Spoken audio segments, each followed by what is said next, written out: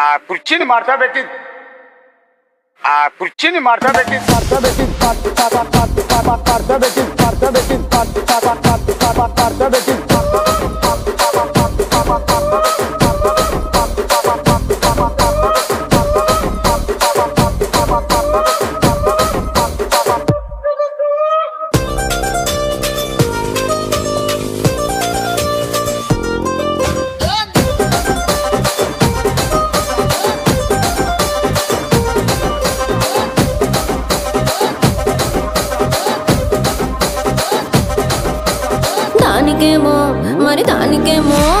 దానికేమో మేకలిస్తివి, మరి నాకేమో సన్న బియ్యం నువ్వు కలిస్తివి.